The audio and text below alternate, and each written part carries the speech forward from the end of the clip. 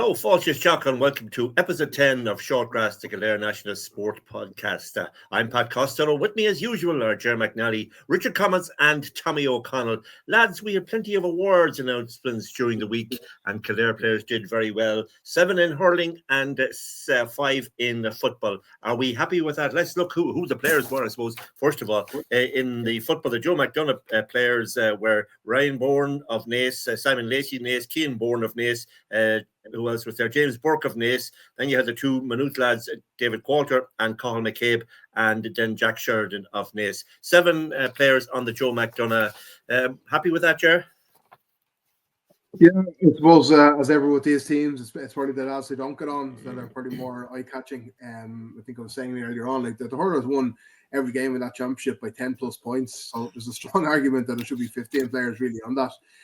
But the nature of these is that, just to pick one example, is that the Laois goalkeeper, I think, is in that team on the basis of one, albeit absolutely unbelievable, double save that he made, but it was the timing of it. Had he made that save in the group stages, he probably would have went unnoticed, but he did it when all the cameras were on in the final, so that's enough to get his name in the team. To be honest, I don't put a huge amount of stock in these things. They're picked. They're probably difficult to pick. The All-Stars, obviously, when the football are picked and people get a good look at a lot of the matches, and can kind of get a bit more of an informed opinion. But it's great for the lads to get in. For some of the ones who are missing out, like Jerry Keegan, when Paul Dolan with the hurlers, they were very close. I would imagine it's a little bit disappointing, I'm sure, for them. But yeah, for the lads who are on it, they get a nice night out, get a chance to bring the partner, the long-suffering partners, get them dressed up and bring them for a nice night out. But yeah, I wouldn't be getting too het up about it. But yeah, couple not on it that are probably a little bit hard done by, I think, and similar with the football too. And then, Richard, I suppose, with the football, then the Tailteann Cup, we have Harry O'Neill of Tailteann, James McGrath, Kevin Feely of Athy, Alex Byrne and Derek Kerwin of Naas. I'd have been putting one or two more there, including Daniel Flynn. Yeah, I don't think you were going to get much more than 5 on a football team, because when you think of the Tailteann Cup, there's 16 teams, 17 when you include New York involved in it, so it's not as easy to get the 7 that you might in the McDonagh Cup. And I don't think Kildare dominated the competition in the same way as we did in the Tailteann Cup. So I think 5 is probably as much, maybe 6, as you're going to get as the winners. I think the one I thought maybe that might have got in there would be Brian Byrne. If I was swapping someone out, I'm not going to say who I'd swap out, but I think Brian Byrne probably deserved a spot in there for his performances across it. And then Colin Dalton is another one who I think is a little bit unlucky. I think for consistency across all the games he played and impact, I thought he was fantastic. So there we are, 5 that were nominated, and 3 more nominated tonight there. Tommy, we had Daniel, we had Brian Byrne, and Colin Bolton as well. Quite about 8. Yeah, absolutely. It's a really good point what the lads say. In fairness, it's like you can't really compare it to the hurl. It's great with the hurlers getting 7, but like there's so many teams in this. If this was done, if they were really kind of intricate about it, maybe there would be only 1 or 2. If you're actually getting the best players across the entire championship and people put a lot of focus on it, you could be picking a player from a team that was knocked out the group stages. You have to, just the way these things go, you get to the final, you get these amount of players. We should be delighted with 5. I thought as well, speaking about consistency, I mean, somebody that was around all year, league, championship, both senior and under 20, was Ryan Sinke. Mm-hmm. I mean, 9, he was there. 9 now. he would always chip in with points. He was always there. He was so consistent. I was expecting him so many times to be dropped for the next senior match because he would have played an under 20 during the week, and he just constantly, the trust was there, his fitness levels were there to play him. So, but yeah, listen, the guys that are there absolutely deserve to be there. Yeah, absolutely. And congratulations to them all. Those awards will be presented on Friday night in Croke Park. I'm looking forward to that, and maybe chatting to some of the lads. And we might get some audio or video for next week. We'll have to wait and see. Anyway, lads, it was a big hurling weekend last weekend. The UPMC Senior Hurling Championship, Naas 315, Maynooth 16 points. We did say last week, if you stopped Naas getting early goals, then you might have a chance. They weren't stopped, the early goals came in, maybe not from the usual sources. Yeah, but to be fair to Maynooth, that they probably recovered very well from the setback of conceding a goal after just 4 minutes. I think I was sitting beside Richard there, and we were kind of looking at each other and wondering, is this going to, end up in a very one-sided contest? But to be fair to Maynooth, with a couple of really impressive, young players on County Final Day, Tom Power and Oran Bourne, two minors really stepping up. They clung onto the Naas coattails, but it was probably a 3 or 4 minute spell before half time when Naas got their second goal. That really was kind of the end of the game as a into the second half. Then, I mean, Naas was only a matter of what they're going to win by. But Maynooth put up a decent showing. They certainly got a lot closer than they did last year when the two sides met in the final. It was a competitive enough game, but at the same time, Naas, it was never going to be anything other than a Naas victory. And even though, so Tom McNally kind of said afterwards that his side will have to be much better going towards the Leinster Championship, they probably lack the spark that you would like to see heading towards that Leinster tie in a little under a month now. But in terms of the county final, I mean, it was as expected for Naas. That they pretty much cruised to victory, and even without some of their star players through injury, that they're still by far the best team in Kildare. It's 7 in a row, and even though Maynooth are in particular, amongst all the other Kildare clubs, they're obviously in the minor final coming up, and had some of those minor players involved in their senior team. I think it was 4 in total that they had, including a sub as well. They're getting as close as anybody, but still they're a long way away from Naas, and it's 7 in a row. And yeah, look, it could easily go to double figures and beyond that at this stage. It'd have to be something out of the ordinary to stop Naas from going on and getting an incredible amount of titles really in a row at the moment, because they just look so far ahead. And you consider they're missing 3 starting county players really from Sunday's team, and still look so good as well as home periods. So yeah, they're an unstoppable juggernaut at the moment in Kildare GAA at all angles, and they were good again on Sunday. Yeah, and Richard, the absence of David Qualter, did that stop Maynooth from getting closer to Naas on the day? Yeah, I mean, clearly you can't. You'd be a better team with David Qualter in the team, but I think, as Ger alluded to, Tom Power came in this year for Qualter, did a very similar role in terms of the free taking and his play from play.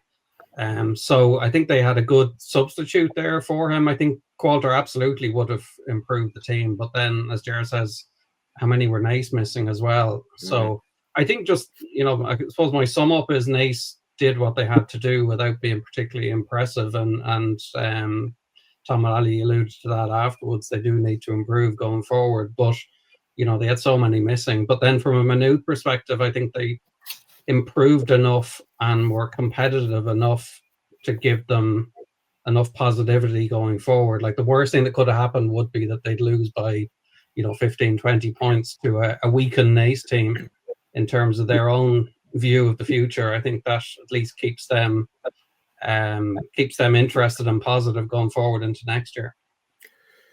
Tommy, do we see any change at the top in Kildare? Looks like Naas can go on for another considerable number of years, because practically all those players are around the 25 mark, some of them quite younger than that, 1 or 2 maybe a little bit older, but despite the injuries, they're delivering all the time. Yeah, and I heard somebody saying last week or the week before, and again, it was I probably had said the same myself as well, that people are noticing that Naas haven't been in, I think it's the last 2 minor finals. I don't think that matters. As you say, look at the age profile. I mean, it might matter in 10 years' time or something, but at the moment, with the age profile, with the depth of the squad, I mean, realistically, would that Naas senior B team be able for senior hurling in Kildare? Probably. Yeah. I mean, they could probably have 2 teams and keep both teams in that grade. So it was interesting at the end of the game, the Naas Ultras, the blue coats that you always see gathering in the middle of the terrace. I was quite close to them. It's amazing what victory does, and getting used to winning and success. They those guys, they follow Naas everywhere. They're great. They really are. They're brilliant, a brilliant bunch of supporters. But you could sense at the end they weren't happy. They really weren't happy, and they were at that stage. They were out of reach. So Maynooth were going to get back, but they were still letting the roars. They were still letting the groans out when things didn't go their way.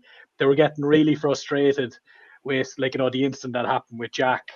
And the first incident that happened with Jack Sheridan, the player went out. There was so many things that you could, and even then leading up to it, there wasn't, sometimes near the end of a county final, you get that it's almost bubbling up and the excitement is there, the final whistle's going to go. That wasn't there, because they're expecting to win, but they're expecting to win these finals on their own terms.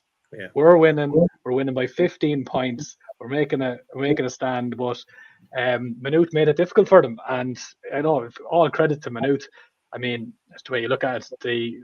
It was Richard that had said, like, was it the 16 points? It was 113 by Selbridge a few years ago. I think was the most that was ever scored against them on this run. Well, Maynooth had 16 scores. I suppose 113 is 14 scores if you think about it. So, well done to Maynooth. But Naas just juggernaut, got the job done. There's big improvements needed for Mount Leinster Rangers. Speaking of that, Ger, you will have some information on Mount Leinster Rangers. Always a tough team, have been there or thereabouts for the last number of years. They've got to an All-Ireland final at various levels. Now they face Naas in, 2 weeks' time. Who will be the happier of that? Obviously, Mount Leinster Rangers have played a long, long time ago.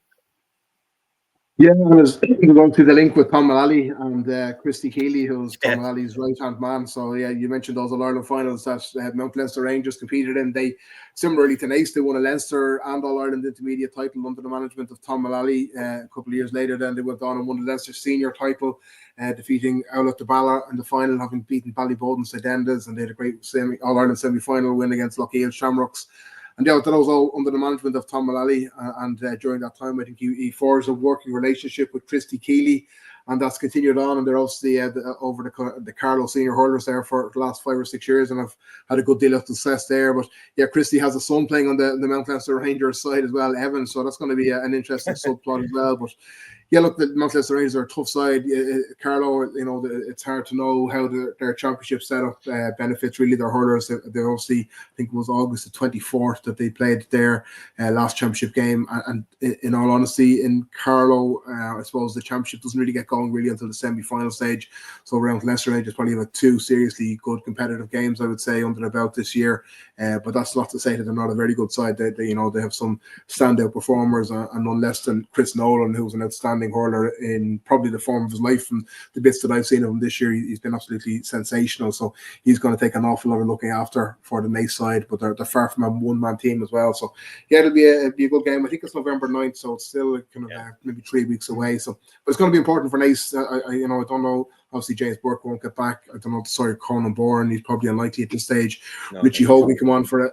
30 seconds at the end there, but I think that was just nearly a ceremonial thing to be involved in the lifting of the trophy. So I don't know how fit he is or what opportunity he'd have to come back in 3 weeks. So yeah, you just worry that maybe those injuries are just going to catch up with Naas when it comes to the Leinster Championship, because it's important, I think, for Naas to really push on. They have these number of Kildare titles in the bag. They've done the stepping stones in terms of the intermediate level at Leinster and All-Ireland now.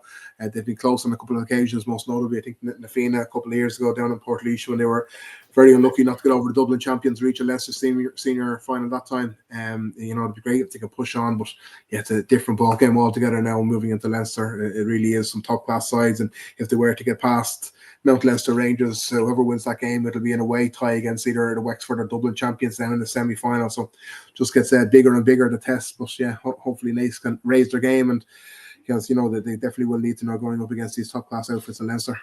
And Richard, was it a good UPMC hurling championship at all levels? Obviously, that Clane Leagues Cup game was an outstanding game in the B championship. But overall, was it a good hurling championship? And if not, what can we do to improve it? Oh, the latter question is the hard one. Was it? I think it was a bit run of the mill, to be perfectly honest. And I think that's all down to just Naas's superiority. We really need someone to push on, and Maynooth are the most likely to do that, and they've taken some steps, as we've said, with that final, but they need to push on again now next year and really make it a lot more competitive. There were some good games through the groups, and even in the preliminary round there was Hard Clock and Air Rogue that went to extra time and penalties. So there were some good games. Selbridge and Maynooth was a good game as well. So there's been good games in it, but ultimately you need it to be competitive, and it's not competitive enough. That's the issue with it. And Tommy, obviously, we still have the minor A hurling final to come, but there was a good minor B final last weekend, Clane and Aero Curraquil, with Aero Curraquil winning by 2 points. And Paul Dermody has told us in the past that there's a lot of young blood coming through on Aero. Yeah, I mean that's a good win for them. I know Clane were looking obviously to round off a fairly successful season for themselves, but to see Aero getting that done, I mean, when they came up from Senior B a few years ago and have held their own ever since. I remember the excitement that time. That was quite a young team with a nice mix of experience through it. So to see that conveyor belt coming through, because you do see some teams struggling at underage, more established senior teams, and then to see a Rogue doing that, there's a big catchment area there as well. If they can start spreading the net as wide as they can and bringing in these players, it's great for that area, and obviously great then for Kildare hurling as well. But in fairness to Clane, just to get to that final alone is great for them as well. They obviously want to be back up at the top of all grades. Going to be really interesting, lads, to see how Clane go as well in the Leinster Junior Championship. I think that might give us also a bit of an indication into where we are at the moment. For a Kildare team to go into the Junior Championship in the second tier of our own competitions, let's see how they get on, because obviously there's going to be some difficult opponents in there. I'm trying to remember off the top of my head. Are they playing the Loud champions? I think. They've winning, yeah. They're the Loud champions. Yeah. Thanks, Pat. I did know. I just didn't know how to pronounce it. So thanks, Pat. Well, I pronounced it whether it's correct or not, and I'm sure our friend Loud and Proud will be on to us and say that's not the correct way to do it. There you go. So yeah, it's obviously one to look out for, because I remember Moorfield last year. I think they got beaten in the first round by the Wexford champions. So it might be a bit of a chance now for Clane to get an early win and maybe build some momentum. But we'll be talking about them in the weeks to come. But it's worth keeping an eye. Absolutely. Well, congratulations to Naas. Congratulations to Clane on the results to Aero Curraquil on the results last week, and indeed to Clane and others in previous weeks, including Naas. They won the intermediate, and Leaks have won the junior championship. So let's wish her best of luck to Naas and indeed to Clane as they progress and represent Kildare in the Leinster Championship in the weeks to come. No matter who they're playing, we can pronounce some of the names, some of the others we can't. We're finding difficulty with, but there you go. It's our 10th episode, so we're struggling at this stage. Anyway, let's move on to football, and a big weekend of football with the intermediate and indeed senior and indeed minor football championship finals taking place over Saturday and Sunday. Let's look at the Joe Malamotors Naas versus Athy Senior Football Championship. That's on Sunday in Seagulls in Conleth Park at 3:30, and the man in the middle there is the All-Ireland final referee, and that's Brendan Cawley, and that's preceded by Naas versus Maynooth at 1:45, and the man in the middle there is Paul Donnelly. Lads, I don't know about you, but I'm all excited about this Naas Athy game. I think it's going to be a cracker. It mightn't be for everybody's taste. I'd say there'll be a fair bit of good hard physical stuff in it. What do you think, Ger? Yeah, no, absolutely, and Athy, I think they make for the most intriguing opposition for Naas, because they have that bit of spirit about them. They certainly won't be overawed by the occasion. They will be backed by a frenetic support from the stands. I drove around Athy there, the flags up. I'm sure the last 2 weeks there's nothing else up for discussion around Athy, only how they're going to stop and probably beat Naas from their point of view. So yeah, I think it's a fascinating game. I think Athy will go there fully believing they can defeat Naas, and why wouldn't they? After that performance against Sarsfields in the semi-final, looking through those games there, obviously, thinking right back to the start of the championship, they seemed so impressive early on against Eadstown and Clougharinco. Before that, stumble against Selbridge, but they've regained their form pretty impressively. They just missed Johnstown Bridge with their ease. Didn't play fantastically well against Cara in the quarterfinal, but yeah, that semi-final was probably their best performance. And looking through the Athy side, they certainly have the armory to cause Naas real problems, and particularly around the middle of the field.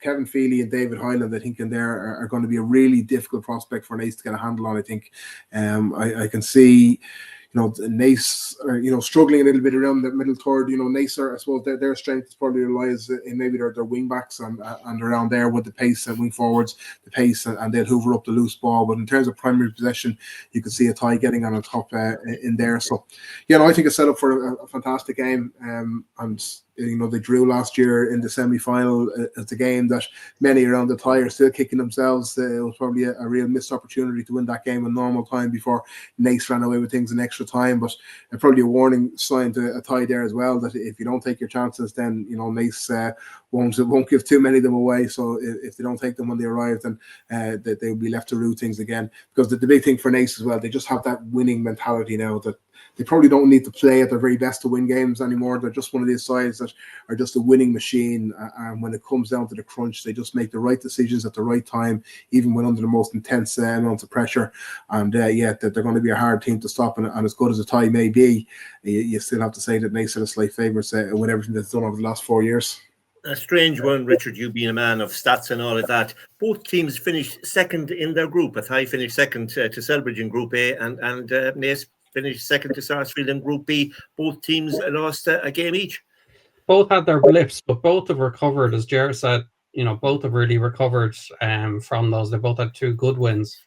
3 good wins since then. 2 in Selbridge, in Athy's case, and 3 in Athy's case and 2 in Naas's case. So they both recovered. I think that Ger kind of touched on it. I'm not sure this is going to be a particularly pretty or high-scoring final. I'd love to think it might be, given the new rules, etc. But I just look back there at Athy's semi-final with Sarsfields, and I mean, those lads know how to defend. They swarmed around Sarsfields, particularly in the first half, and then for most of the second half as well. Once Sarsfields came anywhere near the scoring zone, defended really well. They've got bench strength even in defence as well. They've got some decisions potentially to make if James McGrath's fit. They've Mark Hyland obviously now back. So who do they even pick, and what are the matchups? But I think Athy defence is their strength, but they've added the legs of Colin Moore, and they've got Doyle playing really well as a runner on the other wing. Barry Kelly, of course, will run all day. So, there's plenty about this particular Athy team. I think it's going to be an intriguing game, because I think both teams are similar in terms of what they are good at. Both are good counter-attacking teams. Both are great on the turnovers. So it's going to be whoever, achieves the most in terms of turnovers, and whoever is efficient enough in terms of going forward. Midfield is an interesting one Ger mentioned. Sorry, Pat, go ahead. No, go. No, I was just going to bring in Tommy there. That's it. But you finish your point. Yeah, just on midfield, I think midfield is kind of twofold. As one is getting primary possession, but the other thing is Naas are really strong at getting their midfielders into forward positions. So generally, and unsung, it's Paul McDermott. And if you watch any Naas game, I'd say if you counted the number of times a player got into a scoring position in the D, it's probably going to be Paul McDermott more than anyone else, except maybe his brother. So that's something that Athy are going to have to watch, is tracking those runners coming from midfield. It's not all about winning possession in the air. Fintan Quinn, even the other day, almost got a goal. He was playing midfield as well. I don't know if he'll start at the weekend. We'll have to see who's available from a Naas perspective. But I think that's the strength of the Naas midfield. It's not so much this year, at least with James Burke not around as well. It's not so much around primary possession as what they can do from an attacking sense once they do get the ball and once they do counter-attack. What I was going to say, Tommy, was both Ger and Richard are saying, it mightn't be the most exciting of games. Both teams, both Athy and Naas, have exciting wing backs who love to get forward. Can they afford to do that on Sunday? Would that be the reason why it might be an exciting game, that they're going to have to stay at home and mind the house? Yeah, it's a really good question. It's funny when you look at the modern game. It's, as Richard said, they are very similar, Naas and Athy, from that counter-attacking point of view. But looking back at it recently, they gather that possession. So when you look at wing backs and they're constantly breaking up, it's not like the ball is being passed around the middle, and then Paddy makes a run or James makes a run, and they pass it off and they're gone. It's a case of the likes of so in the Athy game the last day, every time a ball was kicked long into the middle, Athy, not everybody was focusing on jumping up into the middle and then kind of, hanging around hoping for a waiting ball. Naas do the same as this, by the way. The ball goes long, and the flight of the ball is followed by one player. A good few times from Athy, it was David Hyland. So one player goes up. It could be Kevin Feely. Hyland is going following the trajectory of the ball. So either Feely wins the ball or breaks it down to whoever's around there. But if the speed of the ball breaks those lads jumping in the air, Hylo picks it up. And Naas do the same through Paddy McDermott. It's not like they're getting balls passed on them. The really, really good teams know with the new rules and with the space that is in behind these defenses, that if you can get that fast breaking ball, you can break forward. And teams are making hay with it. And you see this across all levels, from junior, intermediate as well. It's just a big thing. And I'd encourage people to look out for this at the weekend, because it's really exciting when it happens. I was always worried with these new rules that a big ball would be played up into the midfield and it'd come down and it'd be a scramble. And that's right for a Kildare. I remember thinking Colin Dalton might come in very handy, to win a lot of that dirty ball. But it's almost like it nearly speeds up the game more now, from those wing backs coming on to that fast breaking ball, and suddenly they're gone. And both teams are so good at it. And you could see that as well in the Sarsfields game. The Athy let Sarsfields do the same to them, by the way. Let's not forget that Sarsfields had a lot of breakaways, because Sarsfields had a lot of pace. And they were allowed to carry that ball for a long period of time once they broke that initial line. If you have both teams that have this in their arsenal, and the game does open up a little bit, we could be in for a pretty good game. It might be exciting. It might be fast. It might be high scoring. I mean, it might be the first 10 minutes of Naas versus Selfridge. I mean, in that first 10 minutes, it looked like we were on for Game of the Year. It was end to end. It was quick football. It was enjoyable to watch. And we all know how that finished up. Yeah, but at the same time, it genuinely was. It was really interesting. Look, I think that's going to be huge at the weekend. That breaking ball, first possession, breaking first tackle. Well, while we have these fly-by-night wing forwards and wing backs, we have a couple of experienced defenders in there. Cathal McCarran, for instance, for Athy, Owen Doyle, and Brian Byrne for Naas. They'll stay at home. They'll mind the house, and they'll keep things very, very tight indeed, Ger. Yeah, absolutely. And the two number sixes there, as you mentioned, in particular, Owen Doyle and Cathal McCarran, I suppose there are a lot of similarities in terms of their experience and their knowledge. I'd say, like, Owen Doyle probably has a little maybe advantage in terms of mobility now at this stage of Cathal McCarran's career, and how Athy kind of, I won't say protect him, but how they kind of use his attributes as a positive rather than maybe him being exposed to pace at times. That's going to be interesting how they manage that, because I'm sure some of the Naas speedsters, the likes of Paddy McDermott and that would love to be in a 1v1 there. If McCarran was exposed, and then the Naas lads have the pace to hurt him. But McCarran is too clever for that as well. He'll make sure that doesn't happen very often, if at all. But yeah, they're all they're the key men, and those experienced heads are important, and it's probably important not to over-egg, Athy getting in the faces of Naas. I mean, yes, they have to be aggressive. Yes, they have to make things very, very difficult for Naas. But, Athy are a side who sometimes get caught up in that too much. Was it the 2018 final where they had a goalkeeper sent off? Was it Stephen Davis, I think, after about 15 minutes against Moorfield, and the game was over for them then after that. So, that they have on occasion kind of crossed the line, and it's very, very important that they don't do that on Sunday. As much as they want to be in the faces of Naas, that they have to do it on the right side of the line, because if they lose a man, Naas are hard enough to play with 15 on the field, never mind if they lose a man. So that's something that Athy will be careful of, I think, that they have to find that balance and strike the right balance. But the likes of Cathal McCarran and Kevin Feely, they're the ones that will lead that and make sure, to try and make sure the lads keep their composure around them, which is easier for us to say in the stands than on the pitch and in the heated battle of a county final. But yeah, that's what the good sides managed to do. And Richard, as you pointed out in your preview in the Nationals this week, that's a hugely potent full forward line for Naas. Equally, though, the full back line with the two Spillans for Athy and whoever might play at right cornerback, we're not sure as yet who that might be, they won't give much away. Yeah, and it's intriguing actually. The matchups are going to be fascinating. I wouldn't even try and hesitate to speculate on that one. I think that's where maybe Naas have a small edge, is the firepower that they have in that full forward line in particular, but generally in their attack. I'm not sure Athy have quite the same. Like if you can bottle up Niall Kelly in particular for Athy, do they have enough scoring potential around the rest of the forward line? Yes, Colin Moran has scored a few points per game. You know, Conor Doyle will chip in with a few. Barry Kelly doesn't tend to score. They've actually been playing, certainly the last day they played effectively with 7 defenders. I think Mark Hyland came in but played in defence effectively, and maybe that's, you know, a bit of protection around Colin McCarron, etc. So I just worry a little bit from an Athy perspective. If Niall Kelly is bottled up, and Naas have a really good full back line in terms of sticky man markers, all three of them. I just wonder, will they have the same firepower as Naas have in that trio and the inside line? The other thing is, I'm not sure anyone in the country can handle Alex Byrne too easily at the moment in the sort of form that he's in, and if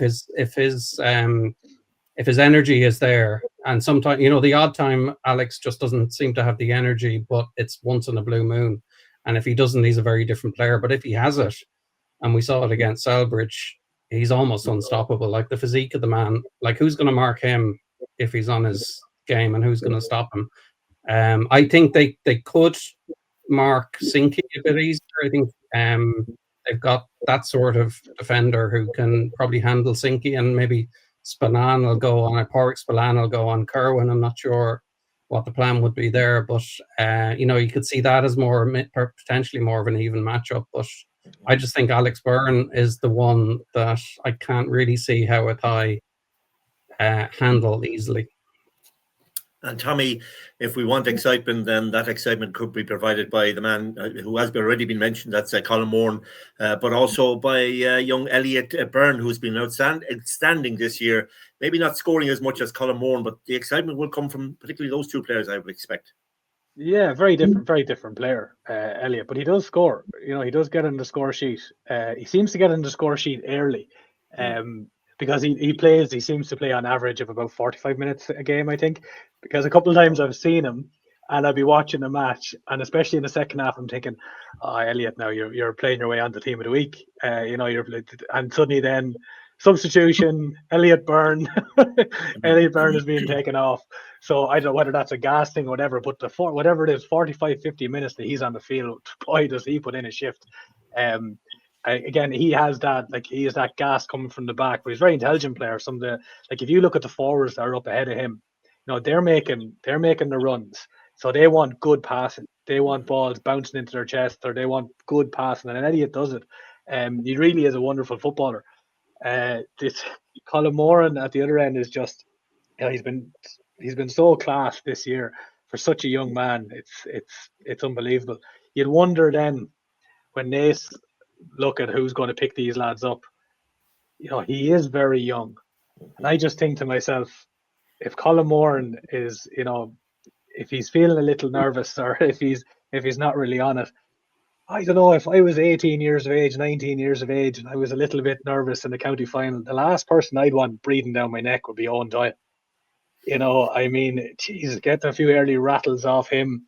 You know, I mean, Colin is such a fantastic player, and he's playing kind of probably beyond his years. But there's going to be so much attention on him at the weekend because we talk him up. I have him up obviously on the top scorer chart. He's number 2 at the moment. He needs to score 4 more points than Alex, by the way, at the weekend if he wants to pip Alex Byrne on the top of the charts. But I think there's going to be so much attention on Colin that it might fall to someone else. You know, it might fall to a Ben Purcell winning big dirty ball. I was very impressed with him in the last couple of games. He frustrates the life out of his fans as well, which I think is great. You're a Thailand screaming and roaring at him to pass it or to make this run. But it's probably very unfair because he's making good runs. He's really good ball winner. He spreads it around. Really looking forward to seeing how Naas are going to manage him. But again, it's the youth in that Athy forward line. How good was Ronan Kelly when he got a little bit of space a couple of weeks ago? Really exciting young player. He's still in school, isn't he? I think he's in. I think Yeah. I think The he's minor doing anyway, yeah. I think he's doing his leaving cert this year. But he now I was a little bit worried. I've watched Ronan at minor and they get all underage and stuff and how good he was, and for our school in Trinidad last year, I was a little bit worried about his size. I thought maybe he'd need a couple of years to bulk up a little bit to get used to senior football. He is fearless. Watch his point the last day against Sarsfields when he came in off the right. He came in and kicked it over. Like, he battled for that. Like, he got through. There was experience there, and there was lads hitting him, and he put it over. So he's somebody now. You know, all the attention is on Colin Moore, and it could be young Ronan Kelly could be the one to get the job done for a tie when they need it. All right, time to call it, lads. Ger, is it a thigh or is it Naas? Is the Dermot Cup staying where it has been for the last number of years, or is it heading back down to a thigh where it was in 2020? Of course, it's a tough one. It really is a tough one. Look, but I have to say, hats off to our colleague Richard, because he has pulled out the stat of, I think, the year or maybe even the century, because he has said that Naas are looking to do something on Sunday that has only been done once in the entire history of the GAA, which to have that depth of knowledge took a long time, I'm sure, Richard. But yeah, Naas are going for a fifth double of hurling and football, fifth successive double of hurling and football. Probably if you throw their 4 in a row Camogie team in, that they're breaking all records. But yeah, only I think Limerick's club, Richard, you said have done that before. And all. Yeah, yeah. And incredible. And look, in 100 years, they'll be talking about Brian Bourne, the man who was on both of those sides. Whether he won't be playing then. Yeah, well, he'll probably be still fit enough anyway, looking at him there. So yeah, whether Naas can complete the job or not, yeah, his exploits over the last few years will go down in lore for many years to come. But yeah, that's a way of skipping away from your question, Pat. Yeah, I get the point, Eric. You have 7 seconds. You have 7 seconds. I'm glad you asked me that question. Yeah, I'm watching too many of these presidential debates how to skirt that question. I go with a very, very narrow Naas victory. I think they will just about shade it, but they're going to have to put up some battle to get over this Athy side. Athy are going to give it everything that they have, and Naas, I think Naas are going to have to be better probably than they have been in the last couple of county finals, that they probably won without being at their best over the last couple of years against Selbridge. I think they'll have to be better on Sunday, but I think they're capable of it, and I'd say stick my neck out for a very, very narrow Naas win. Yeah, Richard, to your call then. I'm a bit worried, Pat. I one color I never wear. One color I never wear is red. Yeah. But I have one red sweater in my wardrobe, and for some reason it came on today. So I feel like under pressure to go for a tie, but I'm going to resist it. I might sit on the fence a little bit, though. I think this might be a draw on a replay. I think there's very little between the two teams, and it just takes Naas to be a few percentages off, and for a tie to be as close to their best as they can be, and get big games out of their big players. It's a lot of ifs in there, but I think ultimately Naas have that extra firepower, and they have Alex Byrne in such good form, and they've got the experience. So I think ultimately they'll win out, but it could be after a replay. And no fence sitting by you, Tommy. No, I won't. I think the most telling moment from the semi-final last year was when Dara Kerwin scored the goal in extra time at the Milltown end, and he turned. He didn't celebrate. He didn't run around. He turned to the Athy bench and he stared at them. You know, we all know what happened leading up to that. You know, the sending off, the hit on Paddy, the Naas. I think Naas went to an extra level in that semi-final of aggression, because they didn't want to be saying, okay, yeah, we all know Athy can be aggressive and intimidating. Naas were not intimidated by them in one bit. Paddy McDermott, before he got the belt in the jaw, was screaming at the stands. He was screaming at the line. Naas, if Athy wanted, Naas will give it to them, and they showed that last year. And if anybody gets a chance to look at that Dara Kerwin thing, have a look at it. So I think this year I'm not going to. I like underdogs winning matches, and I will at the weekend if it happens. But I think Naas, again, thanks to Joe Murphy's work over the last few years, have it in them again to win. Well, Joe Murphy's not there anymore, but Philly McMahon is, and of course there's a joint management in Athy, so they'll be looking forward to things as well. That match throws in at 3:30 in Cedar St. Conleth Park on Sunday. It's the Joe Malin Motors Kildare Senior Football Championship final between Athy and Naas, and our man in the middle is Brendan Cawley from Sarsfields. Assisting him will be Henry Barrett of Kilcullen and Conor Daly of Leask. The fourth official, or whatever they call it, sideline official, will be Ryan Moore of Monasterevin, and then the umpires will be Johnny Farrell of Rathangan, Jerry Hoey of Sarsfields, Mark Moynihan, remember Mark Moynihan? Mark Moynihan of Moorfield, and Owen Fitzpatrick of Nerney. So best of luck to the two teams, and best of luck to the team of officials as well. But before what staff are in the brew crew on Sunday? Pat, you must know that as well, no? Say that again. Which staff are in the brew crew? You know everything else. Cheers, man, Pat. Knowing the umpires as well. Did you say Mark Moynihan's an umpire? Mark Moynihan will be one of the umpires on Sunday. Yes, absolutely. There you go. No better man to be doing it. Can we look at the Intermediate Football Championship final? Salons versus St. Lawrence's, or the Larries as they call that. It takes place at 5 o'clock on Saturday afternoon, and that's preceded by the Minor B final between Neil Breed and Oliver Plunkett's. That's at 2:45. Alan Archibald is the man in the middle for the minor game, and the man in the middle for the intermediate game. One we're looking forward to is Frank Delaney. Salons or Larries? Larries were there at the senior level last year. Ger, Salons have been there in the intermediate grade for a number of years, and everybody says this is Salons' year. Is 2025 Salons' year, Ger? Hard to say it's not really. Look, on all known form through the league, they've approached the season in the right manner, and they've just kind of rampaged really through the championship there. The results on screen there was nothing less than a double-digit win in every game. We spoke to Darren Mangan there last week for a build-up to it, and he said, the team have had disappointments in the last couple of years. 2 semi-final defeats in a row, and then 2 quarter-final defeats in the last 2 years. But he said that's kind of made the team really, and that they're now kind of ready for the step up to senior level. And he feels as a team that what they've gone through, the experiences what they've had, has helped them mature as a side. And he thinks they have everything in place to go and win a championship. And really, it's hard to argue. St. Lawrence's have had a fine season, a few up and downs, but have done very well and have probably got a little bit better as they've gone along.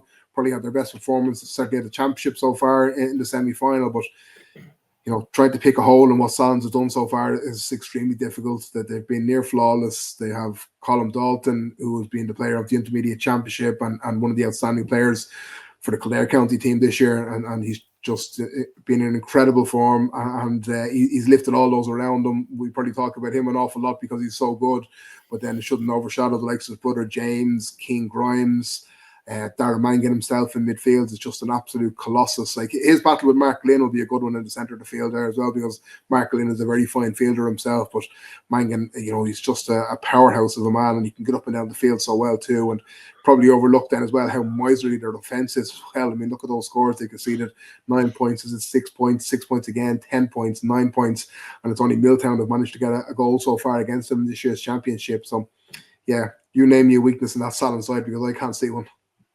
Yeah, and Tommy, you've been impressed by Salons as well. Yeah, I mean, everybody has been. There's so much pressure on them as well, and there has been in the last couple of years. But I think their performance in the league this year probably didn't do them any favours if they wanted to come in under the radar. They were so impressive in Division 1 in the league. Again, that was without Colm Dalton, without Luke Killian.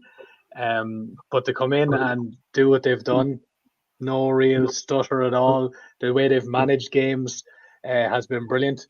That day against Milltown a couple of weeks ago, the way they managed the wind and managed the match was so impressive, and that shows good game management, but good coaching, good communication. They did what they had to do with the wind in the first half, and then in the second half, all 50 men worked like dogs for 30 minutes against the wind, knowing that Milltown just wanted, outside the arc, get the 2 pointers. That's what they were going to be looking for, to try and match what Salons did in the first half. Milltown didn't get a shot, because Salins worked like animals. Until they won the ball back, they didn't stop. When they won the ball back, then it was all measured. It was all get the right pass to the right person. I think Luke Kelly is one that I think has been absolutely fantastic for them. And again, one of these guys that doesn't get the plaudits enough. Like he got on the end of a lot of that. The ball would be broken and it ends up in his hands to pass to him. How many times did he get the ball and almost dare the Milltown lads to tackle him? And when they did, he rolls them or he goes past them, right or left, and he's gone. You know, he breaks that first tackle. He's not one of these defenders that, oh, there's two lads there, I'm going to pass it quickly aside, move it, one more. There's none of that. He's looking to break the tackle because he knows that's the quickest way to get the ball up top to attack. So impressive, playing like a Dubliner. Luke Kelly there is in the wing back. Sorry. Richard, edit that one out. Richard, sometimes there can be a little bit of red in the Larry's outfit, and you're wearing red tonight, sir. So, Ger's wearing green, though. I say. Have you been impressed by the Larrys? Okay, they stuttered at times, but you know, they showed plenty of guile there, and they've quite a few young players who are doing I think they have. I mean, for a young team, I think they've done very, very well to get to where they've got to get to this final. I have to say, the last game I thought was an awful game, the semi-final against 2 Mile House. It was probably the game that might have happened the night before when Salins played Milltown, given the conditions, because the conditions were awful in that storm for both games. But I think it is telling how well Salins did in terms of, you know, even scoring 316 in those conditions. The Larry's 2 Mile House game was just a dour affair. But then again, Larry's negated a 2 Mile House team who came into that with a fair bit of momentum behind them. So you have to give them credit for that, and for the win against Castledermot before that. And you have to give credit for, I think, particularly the younger lads who kind of got them over the line against 2 Mile House. I think Rory Lawler is a player who really impressed me playing for Kildare at minor level, but he was anywhere from kind of centre back to midfield. He's kind of playing more as a centre forward playmaker for Larry. So that's interesting. He's going to be a big player, I think, for Kildare in the future if he sticks with it and you know, keeps his head down. He's got some real talent. TJ Nolan as well, another one who really had a good game against 2 Mile House. But I mean, you can pick out individual players with Larry's who have, you know, huge qualities, and there's no doubt they're well coached under Noel Mooney, who's been around the block and won intermediate championships before. But it's just the strength of this Salins team. I don't think we've seen a team probably as strong as Salins. Even Cara last year possibly weren't quite as strong as this Salins team. You know, maybe the proof will be in the pudding in that later on when we get to Leinster. But if Salins get through on Saturday, but I think this is a powerful Salins team who I can't see beyond really on Saturday night. Ger, you're saying Salins? Did I? Yeah, look, it's impossible not to. Yeah. St. Lawrence's won't mind us talking up Salins one bit, by the way, either. Like, you know, that's probably playing into St. Lawrence's hands. They'll have this video on repeat maybe for the next 24 hours in the clubhouse and tell them that no one's giving them a chance. So, like, they will love being written off. That will suit St. Lawrence's down to the ground, and they will go there with a real attitude. And Richard mentioned Noel Mooney on the sideline. They have 3 outstanding clubmen as well who've won senior medals there: Dom Grufferty, Barry Mackey, and Mossy Doyle. Backing Noel Mooney up on the sideline as well, so they have great knowledge there. But yeah, ultimately it's that the players on the pitch, and you know, just St. Lawrence's will probably benefit massively from this year going towards next year. And it could be, I think, back the last time they won this championship was in 1980. Mick Gorman, our former county chairman, was the captain. But that came, I won't say who they defeated that day, Tommy. I'm sure you probably will remember.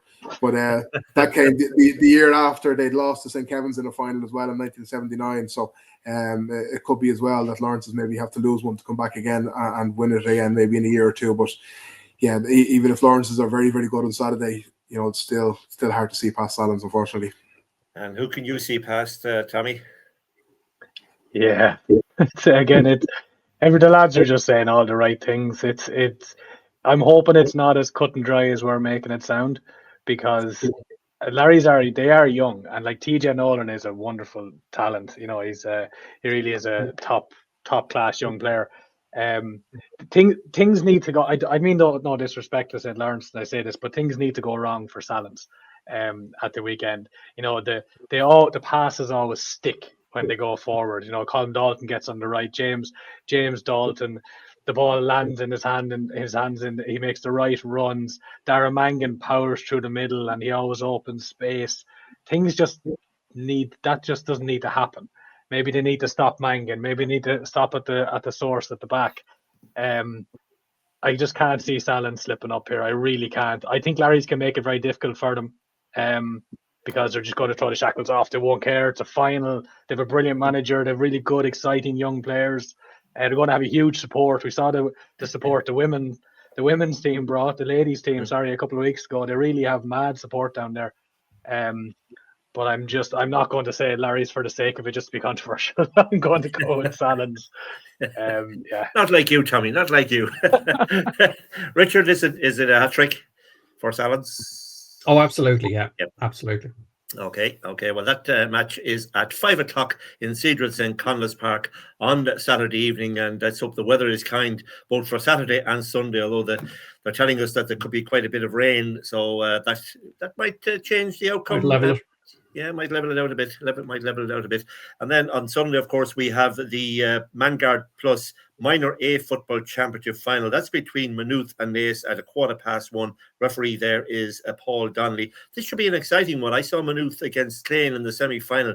It's a big team, I have to say. Very, very big, tall players. So that's in the minor final at 1:45, Naas versus Maynooth. Any call on that one, lads? Did you see either team? Haven't seen either. I'd really love to see Maynooth win this one. Nothing against Naas again, but just again a bit like the hurling, we need competition for Naas as much as possible. So the more teams get that winning habit, the better. There you go. That's it. Well, that one's at 1:45. It starts off a great day on Sunday. Of course, we have a great day on Saturday as well, and best of luck to all teams in that. And I neglected to mention earlier, Ger, you were down at Joe Malin Motors on Friday of last week, was it? Where you did took some audio and video of captains and managers, and we'll run that on the Kildare Nationalist platform sometime on Friday afternoon. So look forward to that one. We'll hear from the managers and the captains and that. Okay, that's Gaelic football finished for the moment. As far as I can make out, we had a Camogie final last weekend. Naas and Maynooth, and unfortunately, from Maynooth's point of view, it probably came a year or two too early. That one went 4-19 for Naas. Maynooth 3 points. Oisin Ford was the only scorer for Maynooth, but Naas 4-19. A very, very powerful Naas performance. I don't know whether you got any chance to look at any of that, Tommy. Yeah, I was there. I'm keeping myself warm in the terrace. Picking up the weeds. Picking up the weeds in the terrace. Yeah, it was. You know what it was like from the point of view of the match. Naas were just stronger. They're physically stronger, skill wise as well. I think I spoke to you after the game, Pat. I spoke to a couple of other people there. A big thing, you know, and you see it in all levels of hurling and camogie. The Naas players were able to get the ball into the hand quicker. I know it sounds very simple, but you see with Maynooth, a lot of time that the ball would stop dead, or they'd have to make a second go, and then suddenly they're all stabbing at it, and then it gets messy. But the Naas forwards, it was sticking. You know, Cueva Mar, my God, like, I mean, she is something else in fairness. But there were wonderful quality of ball played into her. But there was no kind of there was no batting down the ball for her and hoping to pick it up the second time. It was in the hand, get it up if it's on the ground, turn over the bar, slick. Physicality, like the physicality from the Naas team was brilliant as well. Like Maynooth never stopped trying. At one stage I remember thinking, geez, if I was out there now, you'd nearly be giving up. But I suppose their support probably helped that, Pat. Massive support, in fairness. They brought, God, unbelievable. The noise. There was a brilliant crowd there. The noise from them. It's brilliant when you see something because you bring busloads of kids. And when you have a stand like that, the noise bounces around again. I was pretty much on my own over in the terrace, but the noise I could hear kind of coming across. In fairness, Naas had a big crew there as well. A wonderful parade at halftime of all the Camogie teams represented up the middle of the field. You know, it was a great occasion. Fair play to the Camogie, Kildare Camogie. They put on a really good show. also put together a really nice program that I have here in front of me. Did a great job on it, in fairness to them. I know these things aren't too easy to put together. But yeah, fair play to Naas. They were just too good. But as you said, that's a really young, minute team. There's a few young names that you'd recognise on the team. Just even going through it as I'm looking at it, like Casey Noon, Ella Heffernan, Niamh Cran, Hannah Davis and Roisin Ford. Probably they were on the Kildare Camogie team, I think, a couple of years ago. So I'll still class them as young ones. I know Roisin got a bad injury, but Hannah was involved for a while as well, probably about 3 years ago. But Hannah Merrick is another young player that you get to recognise these names from ladies football as well as Camogie, because our underage girls teams, 14s, 16s, minors, have been so successful over the past couple of years that like Casey Noon is a name that people in Kildare really should know at this stage. She's captain Kildare underage teams, she's captain schools teams to All Irelands as well. So they have some really exciting players coming through. So listen, fair play to them, but Naas march on into Leinster again. Yeah, and unfinished business there. They got to a final last year, only beaten by a point, and probably deserved to get extra time in that. I suppose the big thing on Friday also was the announcement of Rob O'Neill as the new manager of the Kildare senior Camogie team. That one, we weren't expecting that one, I don't think, Ger, because there was no indication that David O'Mahony was stepping down. But Rob O'Neill, from Ballyhale Shamrocks in the county of Kilkenny, looking to do what two other Kilkenny men have done for Kildare hurling, and that's do something for Kildare Camogie. And there are indications from both my discussion with Rob O'Neill and also my post-match interview with Damien McGrath, the Naas manager. It would appear that those players who were unavailable for Kildare senior team last year seem to be going to be available for 2026, which is good. And it was disappointing that for some reason, as Damien McGrath said, they just weren't able to make themselves available for Naas for 2025. Yeah, definitely, absolutely. And very best of luck to Naas there as well, going for that Leinster campaign. It'd be great if they can atone for that very near miss last year. But yeah, if Rob O'Neill has half the impact with Kildare Camogie as David Herity or Brian Dowling have had with the hurlers, he'd be doing fairly well. And getting the Naas players on board would be probably the most important and significant thing that he can do this side of Christmas. When you see a county final for a final scoreline like that, it shows the kind of dominance of Naas. They're 4 years in a row the champions. Hopefully, as we said, going on now for a long campaign in Leinster, possibly even beyond, if they're lucky enough to do that. So yeah, I'm sure they have half a squad there that could easily get onto that Kildare panel and instantly make Kildare a very different prospect altogether. So yeah, for Rob O'Neill, that's the most important conversations that he will have. And by all accounts, Pat, your conversations with Damien McGrath, it would appear that the Naas players were, whatever stumbling block was in the way there for the 25 season, looks like as if it has been lifted, and we can only hope that we see a huge number of those Naas players in a white jersey next year, and the very best luck to Rob O'Neill as he starts out in that role as manager at Kildare. Yeah, while Rob O'Neill is from Ballyhale in Kilkenny, he has been in Kildare and indeed in Naas for quite a considerable amount of time. And indeed, he managed the Kildare minor B team to an All-Ireland, was it 2 years ago now at this stage of 2024. So he'll know his players, and he'll be looking for some of those younger players who are very, very exciting. And some of them were playing for Naas at the weekend, including Rebecca McDermott and others. He'll be looking for them to come through. So that's Camogie out of the way. Ladies, I didn't mean it like that. Covered. That's a Camogie covered for this week. The Leinster campaign started for the ladies, and unfortunately, it was a heavy defeat for Na Fianna. They lost to St. Columkills of Meath 6-5 to 1-6, and it was a game of goals. Really, the goals were the killer for Na Fianna, because without those goals, it was a very, very close game. But to look at the proverbial goals win games, that certainly told true at an excellent facility in Ballyteague on Saturday, and very well looked after when I went down there. Ger, all of those matches are covered in this week's Kildare Nationalist, both from a review point of view, from a picture point of view, and all the games coming up over the weekend. They are previewed in the Kildare Nationalist this weekend as well. And don't forget, there will be reports on all those games in the Kildare Nationalist on Tuesday.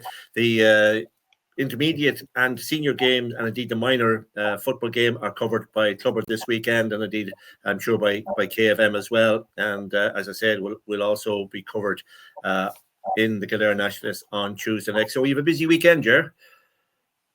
Yeah, absolutely. Hopefully, I won't even mention the scoreline of the game that I was at last week. I was at a Leinster intermediate game involving one of the teams from Carlow, and unfortunately, the way things are, Carlow, the Bennekerry to Ireland won the intermediate last year, so many teams were pushed up a grade and aside found themselves in over their heads. But yeah, it was an impressive performance by Screen up there. So yeah, now I'm going to the match on Saturday now. In Johnstown Bridge, Ballina, they also had a very good win last weekend against Road last week. So they're playing Great Cullen there now as well on Saturday in the quarterfinal, isn't it? So yeah, looking forward to that game as well. Sure. Yeah, the championships are always good to watch. Sure. I have to admit, on Saturday it was my nephew's birthday party, right? Bear with me. And I was going into the Big Blue Barn in Carlow. And I looked at my phone and I saw your message about the match you were at in Carlow and the scoreline at halftime, this unbelievable scoreline. And in my head, I thought you were at the Ballina game. And I met Gillian Hendy, who's a sister of Damien Hendy's. She was on the way into the party. And I started talking to Gillian, big GA fan. And it came up and I said to her, Ballina are getting murdered at halftime by Screen, and I just told her this halftime score line. It was one I'd never heard before, and then it went in. Gillian went in, and then she was gone. So I never got to tell her. So Gillian must think that if Ballina are gone through into the next round, they must have had the greatest comeback of all time. So I apologise, Gillian, and fair play to you, Ger, for covering that game. Tommy, Gillian just thinks you've lost it again. That's all. Anyway, so best of luck to them, and of course the Larries will be out in the senior ladies Leinster LGFA senior championship in a few weeks' time as well. So we'll be looking forward to that. Just before we finish on GA, the exciting time of the year, of course, is the schools and colleges are about to start. Ger, I think you were at a match today, and of course tomorrow on Friday. Then you have Ardscoil and Tanola. They play Pats of Navan. That's in, of course, in the Brother Bosco Cup. Naas CBS are out on Tuesday. Clane are out as well. Patrician's Secondary School of Naas were out on, was it Monday, and they lost. So, Tommy, an exciting time coming up, and then of course you have the Sigerson Cup games coming up very, very soon. So, no rest for the wicked. Never stops. Never stops, does it? But you like this time of year, Tommy. It is. It's great. I think it's great. It's funny. People always say to me after the senior final, "Oh, you can relax now." It's not at all. Especially when the Bosco Cup starts. Bosco Cup is great crack. Like we saw last year, the emergence of Ardscoil and Tanola, and the players that they had, the Thai players they had, the St. Joseph's players they had from Laois, who were extremely impressive. Wow! Like I mean, they were something else. I mean, there's something to look out for on Laois coming through. A couple of those Joseph's players, but as you said, Larry's, Castle Mitchell. You know, they had all those players. Suncroft, I think, were there as well. Was there Suncroft there? There you go. I think it was, yeah. There's only one of us was taught by Brother Bosco. But it was it's funny when people talk about at the start of the year, because we were hearing murmurs very early on that it was a very young Naas CBS team last year, and you know, people were saying just don't be alarmed if they do lose a game here, a game there, because you know obviously they've been all conquering over the years. So it was a very young team last year. So I'm really interested to see how they get on this year. Don't forget they won the junior title last year. Exactly, very well. Beat Pats of Navan in, I think it was the Leinster South Final or whatever it's called, and then went on to beat the Dublin champions. Absolutely annihilated them. So that junior team carries a good few players from the CBS as well. Yeah, and you were at that game in the senior game in Raheen's last year, Pat. Remember chatting to you. Who were they playing that day? The Dublin guys. Was it Castleknock or something? No, Benildes, I think, was it? St. Benildes, and they were like that. You could see how young they were, but they were impressive that day. Now you imagine those young lads with another year in their legs. To keep an eye out for them. The Dublin champions that come through. There's always 4 or 5 of them coming through into that level. People need to remember as well that Maynooth University campus, Maynooth Educational Campus, are in a separate competition for these combined schools, and if they get through that like they did last year, they make it into the knockouts of the Bosco Cup. Now, the thing about that is if they make it to a final, they can't go on. That's right. To the All Ireland because they're a combined school. Yeah. But Clane are in it as well, and obviously Patricians got a bit of a bad beating on Monday night, but that was against the defending champions. There's loads of excitement. There's loads of matches there, and the schools always bring a class support. The Naas CBS Ultras are out with their smoke bombs and all that good stuff. Yeah. And as you said, the Sigerson as well will be coming around pretty soon because all the kind of pre-season competitions are happening now. So we're seeing a few names popping up for DCU and TU Dublin and UCD. Maynooth, by all accounts, last night was littered with Kildare and Meath stars. Really one to look out for. I remember looking at the DCU teams and the UCD and TU. I'm thinking, geez, there's not too many Kildare lads in there. A few lads that we'd know, Niall Dolan with DCU, and I think he's probably in his last year now at this stage, or third year anyway. But sure, all the Kildare lads must be going to Maynooth because some of the names that were popping up, they could be one to watch out for in Sigerson this year. And from our own point of view, hopefully they do go deep into Sigerson.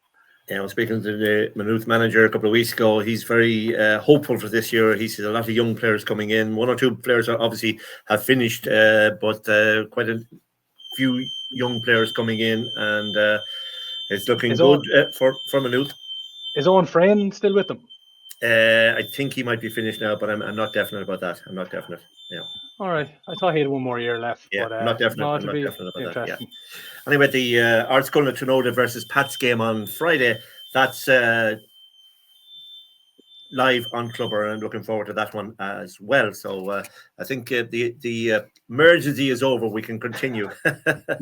Let's I just have to mention. Sorry, I just have to mention that game that I was at today as well. Just that level below the Brother Bosco Cup. Rathangan or Ardskull Ratumgon, is it? Or sorry, excuse my pronunciation, but I thought they were very impressive today. They bet Enniscorthy, who you'd imagine will be pretty strong and have a good tradition down there as well. So it looked like a really exciting Rathangan side, managed by John Joyce of Naas. So those Naas guys are getting everywhere, and he's obviously comes from good stock as well. But there's some really good players there. Austin Donegan, we've talked about as a senior Rathangan player through the Intermediate Championship this year. I think they've got 3 other players who played in the Kildare minor team this year: Charlie Cullen, Ollie Deller, and Patrick Carty, and another Offaly minor from last year as well. So they look very strong today. They have Port Ireland in their group as well, and the next game is away to Gorey. So they're a side maybe who just a level below that Brother Bosco Cup could do good things this year as well. Yeah, and they got to the final last year only to be beaten by Peters of Dunboyne. I counted 10 players as well now back again this year that were involved in that game against Dunboyne. Interesting. Ollie Deller is one lad to keep an eye on. He is a cracking and Carty as well. Yeah. Well, there's loads. There's Jamie Wall. You see, is going to be in the Sigerson this year as well. Hopefully, anyway. He's you see him. I think he was lining up for a freshers team the other day. So lots of good Towers and Rathangan underage players coming through. Yeah, and speaking of girls, we had the girls were in action in the National Stadium on last Friday night. Ger and Kelsey Leonard and Sarah Murphy did the business. Kelsey with her second pro fight win against the where is she from? She was from Hungary. Milak Zenit went to 4 rounds, but Kelsey Leonard, who boxes out of Unit 3 Health and Fitness in this, did the business in that particular one, Ger. Yeah, as we were saying last week, Pat, it probably would be no harm for her to get those 4 rounds under her belt rather than the knockout victory that she had in her first fight. So that was probably a bigger occasion. And looking at some of the clips of it, there was obviously some outstanding kind of men's boxers involved. It was a very strong card, the likes of Gary Spike O'Sullivan there. So great atmosphere up there. I think Andy Lee was ringside with Joseph Parker as well. So there was a real kind of atmosphere about it. So that would have been a big occasion for Kelsey as well, and Sarah Murphy that we'll talk about shortly as well. So fantastic for her to get that experience, and that's what it is at this stage of her career, just to get that experience, get those wins under her belt, and then get out as quickly again as possible. She's already got her next fight lined up in less than a month, I think, in Belfast. So that's right. Got a great relationship with her coach Niall Barrett, and that we spoke about that Unit 3 connection there with Niall and Gary Cully and Orla White and other people that are involved there behind Kelsey. So she has a fantastic team behind her, and looking very good at the moment for her in this early stages of her pro career. Yeah, and I did an interview with her, and we videoed it as well. So we put that maybe up on the Kildare Nationalist social media platforms tomorrow. It's prior to the fight, but interesting things she has to say, and she was looking forward to that. We didn't get it up during the week, but we'll get it up on Friday afternoon. And as you say there, another Leonard, Stephen Leonard this time, he was there reporting on the Sarah Murphy fight, and she boxes out of Bridget's, and of course all the Bridget's coaches are quite good. Paddy and on the crew out there doing very well. So Sarah Murphy, another good win for her. She's only 18. By all accounts, I believe she became the Ireland's youngest ever female professional boxer there with that bout on Friday as well. So yeah, she got a victory under her belt as well. And yeah, you mentioned Paddy Phelan in the St. Bridget's Club. What an incredible fella he is to keep that club going through some very difficult times starting off. And then they went into those premises, was that, God, it's probably 10, 15 years ago now. But, you know, they're a very strong club there. They're a great outlet for kids around Kildare town and people who want to progress up to kind of a higher elite level. You know, Paddy has done a fantastic job in the past, obviously, with his son and his daughter as well. They both had professional careers. And I think Sarah's father, Wes, is also involved in the coaching setup there as well. So he's a big father figure there in more ways than one. So, yeah, very much like Kelsey, excellent win for Sarah. And it's just a matter of trying to get as many fights as possible now in this very early stages of her career. We'll be keeping an eye on those. Rugby, Ger, local level, still problems for Naas. Just can't get it over the line. They're just very, very close last weekend. But Kildare, they drew with Longford. Yeah, great win great game by that Kildare match, 20 apiece, wasn't it, Longford? Yeah, so that was a very good result for them. But yeah, Naas, it's a bit of a struggle for them. You know, keep going back to this thing that they have a huge turnover of players, half a new team. They got within 3 points of Dublin University, 21-8. You know, the final, 21-18, I should say, the final scoreline. So yeah, that they are getting closer. I suppose that first win, you feel, is just around the corner for them. And once they get that under the belt, then I'm sure they solidify and kind of get up towards mid-table, which would be a pretty decent season given the turnover of players that they've had. Nationally, then in rugby, of course, the November internationals are coming up, and I think it's 4 Kildare players on the Ireland squad that has been announced: Tadhg Byrne, the Prendergast, Keane and Sam, and Jimmy O'Brien. Yeah, absolutely. So that's something around the corner. And I suppose that the big game, obviously, in Crow Park this weekend as well. Huge Kildare interest in that too. That's right. Leinster team have been named. I think Jamie Osborne, Sam Prendergast are on the starting 15. So yeah, an exciting time for rugby fans as well now with the return of those players after the Lions squad in towards those November series. But interesting that the game is in Crow Park this weekend. Maybe that the Soccer International has something to do with the availability of the Aviva, but it doesn't seem to be anywhere near being a sellout as it normally is in Crow Park when Leinster and Munster play, and you know, maybe later in the season when those matches generally are. So yeah, that was a little bit interesting, but yeah, still it'll be 40 or 50,000 there. It'll be a good atmosphere as there always is, and interesting to see how those Kildare guys get on as kind of that season picks up too. And speaking of our soccer brethren, then, Ger, I suppose the highlight of the last weekend was the Katrina Donnelly final. That was won by Naas United in the Battle of the Uniteds. Naas United and Clane United. Just a goal separated them. Yeah, I think those two sides met in that final last year as well, and it went all the way to a penalty shootout. So yeah, very little between the sides again. Joe Mills got the only goal in around the half-hour mark by all accounts, and two absolute stalwarts for Naas kind of got them over the line. John Paul Higgins, the centre half, was man of the match, and then his goalkeeper Keith, who was his brother as well, Keith Higgins. He's also the team captain. He made an outstanding save late in the game as well to preserve that clean sheet. But those two Higgins boys, John Paul and Keith, they've been on the go for a while. They've won numerous titles with Naas United, and they're two animals of men too. Keith is a huge goalkeeper, and John Paul is an absolute monster of a centre half and still going very strong late in his career. And a good win for Club Kildare under 17 ladies team in the National League. That was an important win. That was, I tell you, the highlight of the weekend here. From according to my dad, anyway, he was absolutely thrilled with that because it's the first ever National League win for a Club Kildare girls team. They were kind of behind the black ball at the start of the season. They had applied to go in with the girls team, and they didn't find out till shortly before the season. So it was very hard for them to get together a team, and they had a couple of heavy defeats starting out. But they've got better as it's gone on. They've been very close to that elusive first win on a couple of occasions. But yeah, they got over the line last weekend against Sligo Rovers, a 3-1 win, and You wouldn't see celebrations like it in the county final on Sunday now, from by all accounts. The girls are absolutely thrilled. Paul Roberts is their manager. So I think that's the end of the league phase now. They go into a cup competition or a plate competition as it is over the weekend. So yeah, they look to build on that. But yeah, it's great for those girls to get a bit of a reward for what had been a tough season up to that point. And then at the international level, of course, League Six man Nathan Collins led Ireland to a narrow defeat and a narrow win, a narrow defeat to Portugal and a narrow win over Armenia. And still people are not really happy with the Irish team at the moment. Yeah, no, it's up on the TV there on Tuesday night for the game against Armenia. Yeah, it was a really good performance, obviously, away against Portugal.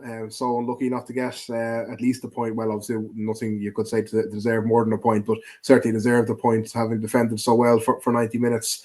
And then obviously a very different game at home to Armenia. And yeah, probably for the second home game in a row, thankful to an opponent losing the head with a silly moment and a red card that kind of helped boost Ireland. But Ireland created a couple of chances. Obviously, they played a little bit better. Ferguson got his goal as well, a good header too. But yeah, you wouldn't have too many hopes of the miracles that are needed in the November series now to turn things around. Kind of even an extra goal for Ireland would have made a big difference there. Would have helped us out and score difference. And I think even the most optimistic path would see getting maybe a draw against Portugal at home and still needing a 2-0 win, I think, or at least a 2-goal win against Hungary, probably, if that's presuming they only win by one there as well, and against Armenia. So yeah, it's a massive uphill challenge still for the Irish team. And yeah, I'm not quite sure this manager at the moment is the long-term solution, but yeah, we'll see how it goes in November. Absolutely. And of course, congratulations to Kills Hayley Nolan. She's been included or retained her place in the Irish women's team for the playoffs against Belgium, and she's doing very well after a frustrating period there where she was out of favour with the Irish team and then was injured playing for Crystal Palace and was out, obviously injured for a while, but she's back. She was back for the American games there during the summer and now in here for the Belgian 2 playoff games against Belgium. So well done to Hayley. Ger, 2 more Kildare men. Bit of a disappointment for them at the Monday night. Ger Nash, the manager of Cork City, and Rory Feely, the defender, obviously from Athy and Conleth, respectively. But they will have a cup final to look forward to. Yeah, that's a nice consolation, isn't it? Yeah. You know, Rory Feely was always a little bit of a strange one coming over from England to Cork City because they had such a difficult season, and by the time he came over, even in July, it seemed there was no way out for Cork in terms of that relegation battle. But obviously, getting to the cup final is a huge bonus. But I don't think it carries on as it had in previous years. That just being in the cup final against the side Shamrock Rovers, who are most likely to win the league, I don't think it automatically means that Cork get into Europe. I think actually the European place goes to the next side in the league. So so you don't get that kind of get out clause, which would have been a fantastic one. But just to mention one other Kildare lad as well, Igor Vasilin, who's only a young lad, he's up with Shamrock Rovers. He got his first place on the bench, and last Friday maybe thought he was going to be on the bench for the day they were going to clinch the league, but unfortunately Shelbourne spoiled that party with a 1-0 win. So Igor and Rovers have to wait another week. But he's gone well there too. But yeah, no, it'll be interesting to see what Rory Feely does this after this season with Cork City in terms of maybe staying on in the first division or moving elsewhere. But they'll focus on that cup final first. Okay, that's all the sport covered as far as I know. But Richard, are you starting to think of teams of the year and players of the year, particularly in hurling, now that the hurling is practically over now at this stage? It's all ahead of us. It's all ahead of us. Yeah. No doubt we'll be putting that together with the help of Tommy and his fabulous graphics.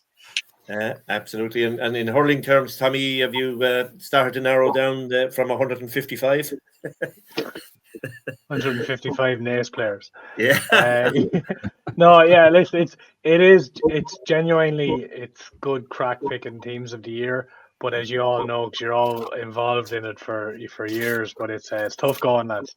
Jeez, if we thought team of the week, our team of the week got pretty hairy between the team sometimes, and a few little disagreements. Which is the best way to pick these teams? Can you imagine what the team of the year is going to be like? Well, Austin Evan is on it. Austin Evan is definitely on it. Has to be. As I said to you before, I have him and Glenn Carter. Glenn Carter. The two that have been hard coded into my graphics this year. So there we are. We're looking forward to couple of great games at the weekend. I have to say the intermediate always excites, and then the senior final. I think above all years, there's a certain excitement about the senior football final this year, and of course the minors are out there as well. Lots of other games at various levels in Kildare happening this weekend as well. It never stops, lads. I don't know how the CCC under Noel keeps going, because it's unbelievable. And Ger, you and the gang as well. It's hard to keep every game covered.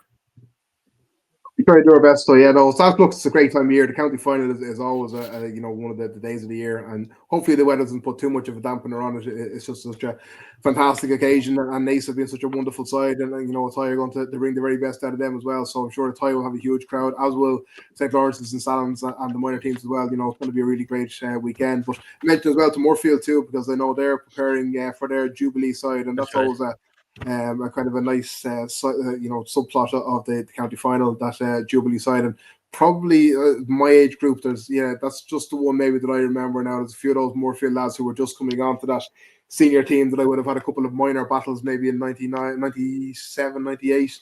So the few of them obviously went on to have senior careers when I decided that I could type faster than I could run, and became a journalist rather than an athlete. So this is maybe kind of the first county final that I really can kind of get, remember some of the players being involved in. So look forward to see that Moorfield. So I know they have a night on Saturday evening, so they'll probably have a few sore heads, I'm sure, when they're being introduced on Sunday during halftime. But the rain probably will blow that away fairly quick too.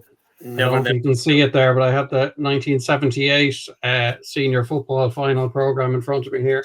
There we go. I believe it's probably the first football one I was at. I was at a hurling one in 1974, but a certain S. Aldridge was the referee for Athy v. Raheens that day. So we had an All-Ireland final referee that time too. That's right. Just Richard, sorry, just when you bring that up, sorry, Pat, just before, one last thing, just the link with the Athy current side and that 1987 team, Richard, we were kind of having a chat over the weekend about it. It's incredible. There's there's 5 members of that 87 team. Yeah, have sons on the current team, plus the manager Shane, as well. Shane Purcell played fullback, Ben's father. Sean McGovern was midfield, Liam's father. Colin Moran was number 10, funnily enough. Colin Moran's father, also number 10. Joe Kelly was corner forward, father of Niall and Barry, I believe. And Brian. And then you had, on the subs, you had Tom Gibbons, Tony Gibbons. He's actually down on the subs as Tom Gibbons, but I think in the pen picks he's Tony, so I presume it was Tony. Was on the subs, father of Tony as well. So there you go. And then you had who else did you got? You had Con Ronan was in the subs as well, obviously father of Connor. Yeah. So those links are fabulous. I love those family links going back to previous generations. But interesting, Colin Moran scored a goal in the point, I think, on the day. So 4 points, which is what he needs to. Pat, did you see the stat that Kildare Camogie had up about Larries, the Larries team? No, I can't. Larry's team that won the junior. This is a banger. So they said this is the team that won the junior B Camogie Championship, St. Lawrence's. The midfield had a combined age of 91, with 9 children. On the team there was a mother-daughter duo, 3 sets of sisters on the panel, 4 sets of twins. Worked that one out. 5 teachers, 3 mothers with girls on the intermediate team above. Combined age of all involved is 932, with 49 children amongst them. You'll never beat the Larries. You'll never beat the Larries. We have to mention that note as well. Sorry again, Pat, I know you're trying to wrap up there, but we have to mention Sean Moriarty as well. Rash Coffey played in the reserve final over the weekend at the young age of 57. So it's not too late for any of us to get the boots on again. He played alongside his son as well. So I'm just among those Lawrence's players as well. Mel Tracy was in goal for the intermediate side as well, and she's been a wonderful player for St. Lawrence's and Kildare Camogie for many, many years too. So it's great to see the kind of the love of the game still attracts these people, even when they should be sitting in front of the fire with their slippers on the rocking chair. Speaking of Mel Tracy, it was her. I think she obviously helped out with the stats because they quoted her Now, I didn't want to read out this line, but the fact that you've read, so quoted by information and wording by Mel Tracy. All the women have jobs outside the home, including Lizzie Finnegan, who farms. Wording and information by Mel Tracy. There you go. Well, that's cracking. The Tracy sisters were excellent players when Larry's were winning, I think, about 7 in a row of titles. And as I said before, James Donnelly is a son of one of the sisters, and the midfielder Nolan. Yeah, he's another son of another sister. So keeping it in the family. Richard, it's a year ago since Cedral St. Conleth's Park was opened. There you go. Is that right? What a great day. Not to the day, but certainly I'm talking about county final day. But it's done us proud really in that 12 months. It has, absolutely, and I think it needs a bit of a break because the pitch is showing signs of wear and tear. But I think that's credit to the county board for trying to get as many teams playing there as possible.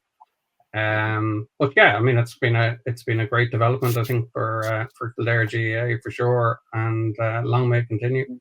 And the fact, Tommy, that the ladies' final, senior final was played there, the Camogie senior final was played there, and as Mick had told us, the chairman had told us, as many as possible of the championship games would be played there throughout the season. So it's great for the players. Love it.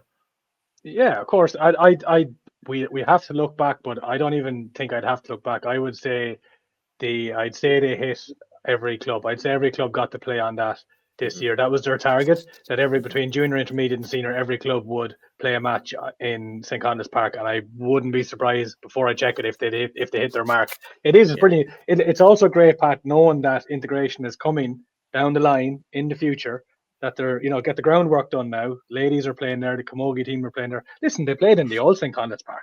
That's where the Camogie played all their matches. That's where the ladies played all their matches. So they deserve to be there. But I thought it was great that they played the LGFA final the same night as, I think, there was intermediate football semi-finals for the men, and they were in Hawkfield.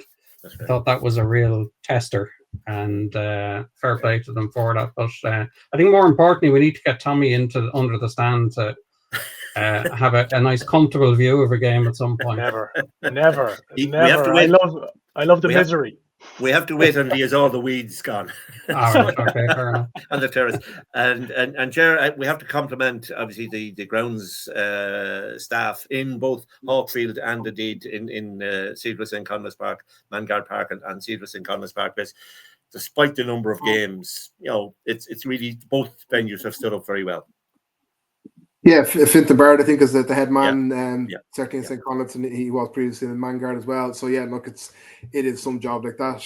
Pitch has to be treated like a baby, really. It needs care 7 days a week, 365 days of the year. And when you think back the amount of games that have been played on it, Mangard Park is used at various different times for teams training on it as well. There's a huge amount of footfall on those pitches, and this time of year, probably just as Richard said, showing signs of wear and tear, but how wouldn't it? It's the first real test, obviously, since the pitch has been relayed over the last couple of weeks, and when the weather's kind of changing and the matches are still on it so often. So yeah, look, it's an asset to Kildare. It feels like a stadium, and the old St. Conleth's Park, it had character, it had that bit of history, but the gap between the stand and the pitch, it felt kind of detached away from it, and it felt, a little bit, I won't say miserable, but everybody knew that it was in a sad state of repair, and it was certainly lacking compared to other county grounds around the country. But I think we now have a county ground that stands up to the most, and I don't think we need much bigger than what's there. I think it's a fine size. The stand is fantastic. It's well looked after at the moment. So yeah, full credit to all those who made that happen, because it was a long time in the making. But definitely over the last year, it's shown the worthwhile. And the games that have been played outside of Kildare matches as well, have shown that. All Ireland matches, club games, Leinster underage games as well. Yeah, it's been a very good first year for Cedral St. Conleth's Park. And finally and briefly, Richard, I know there's still quite a number of games still to be played at club level, but kudos to Noel McKenna and the CCCC did a tremendous job. Every game was played on time, and there were no asterisks or whatever, or no issues as we have seen with indeed with compliments to the match officials as well.